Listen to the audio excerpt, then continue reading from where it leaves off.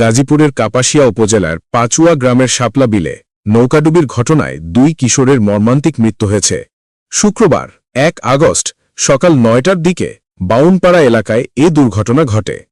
নিহতরা হলেন বায়েজিদ হাসান 17, ময়মনসিংহের ভালুকা উপজেলার জামিরদিয়া গ্রামের ফরহাদ উদ্দিনের ছেলে এবং মাহিম গাজী 16, গাজীপুরের শ্রীপুর উপজেলার টেপিরবাড়ি গ্রামের নূরে আলমের ছেলে।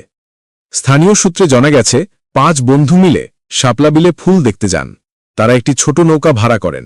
ভ্রমণের এক পর্যায়ে অতিরিক্ত ভারে নৌকাটি কাত হয়ে যায়। এতে বায়েজিদ ও মাহিম পানিতে পড়ে যান। স্থানীয়রা উদ্ধার কাজ চালিয়ে বায়েজিদের মরদেহ উদ্ধার করেন। মাহিমকে গুরুতর অবস্থায় কাপাসিয়া উপজেলা স্বাস্থ্য কমপ্লেক্সে নেওয়া হলে কর্তব্যরত চিকিৎসক তাকে মৃত ঘোষণা করেন। খবর পেয়ে কাপাসিয়া ফায়ার সার্ভিস ও পুলিশ ঘটনাস্থলে পৌঁছে তদন্ত শুরু করে। মর্মান্তিক এ দুর্ঘটনায় এলাকা জুড়ে শোকের ছায়া নেমে এসেছে। স্থানীয় প্রশাসনের পক্ষ থেকে নিহতদের পরিবারকে সান্ত্বনা জানানো হয়েছে এবং ঘটনা তদন্ত করে প্রয়োজনীয় ব্যবস্থা গ্রহণের আশ্বাস দেওয়া হয়েছে।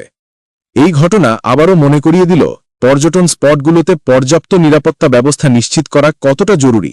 এলাকাবাসী ও সচেতন মহল স্থানীয় প্রশাসনকে পর্যটকদের নিরাপত্তা নিশ্চিত করতে কার্যকর উদ্যোগ নেওয়ার আহ্বান জানিয়েছেন।